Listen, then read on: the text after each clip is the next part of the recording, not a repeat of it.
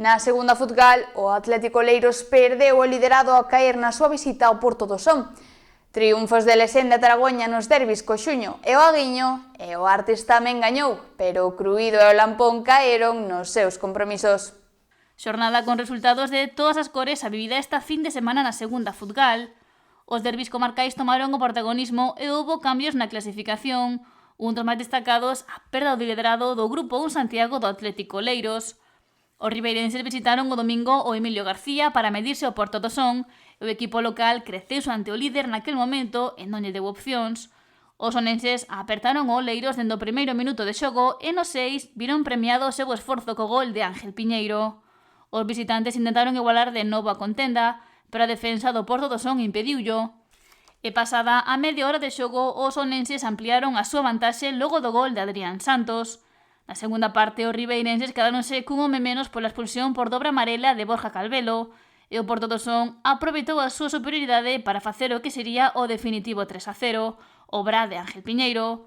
Triunfo do Son, que se coloca 10º, e derrota do Atlético Oleiros, que perde o liderado en favor do Luaña e colócase segundo. O Lesende segue en fase ascendente e ven de impoñerse cun amplo marxe ao Xuño. O derbi comarcal decantouse para os lusamiáns, que se puxeron por diante no minuto 9 co tanto de Damián Filgueira. Antes do descanso, o Lesende mandaba por 4-0, cos goles de Manuel Canaval, Alberto Seijas e Alberto Rial. O Xuño viuse superado polo conxunto local, que na segunda parte anotou 3 dianas máis, obra de David Taboada e Martín Moledo por partida dobre. 7-0 final, gran vitoria do Lesende, que se coloca cuarto, mentres que o Xuño encadea unha nova derrota e se mantén penúltimo a 6 puntos da permanencia. O Taragoña segue escalando posicións ao sumar o seu segundo triunfo seguido, neste caso noutro derbi comarcal ante o Xuventud Aguiño, que se afunde na clasificación. O encontro entre dous equipos do Barbanza foi igualado, anulándose mutuamente ata a entrada a segunda parte. O Taragoña internouse na área guiñense e Manuel González non perdou para facer o único tanto do encontro no minuto 73, gol que lle deu o triunfo aos rianxeiros. O Taragoña colócase 7º, mentres que o Xuventud Aguiño é antepenúltimo. O Artes fixose coa súa segunda vitoria seguida logo de impoñerse nun traballado encontro ao Milladoiro. Os artistas romperon o 0-0 inicial a media hora de xogo, despois de que Juan Hernández batera a portería rival, mínima vantaxe co que chegaron ao descanso.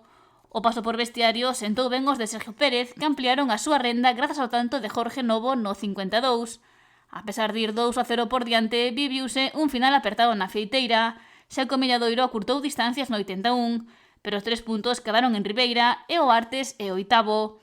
Menos fortuna tivo o Sporting Lampón, que perdeu por 3-0 na súa visita ao Agrón e pechou a xornada no 12º posto. Mentres que o Cruído no Llave tamén caeu por 0-2 no seu encontro co Victoria Fútbol Club, derrota que o leva a ocupar o 13º lugar na clasificación.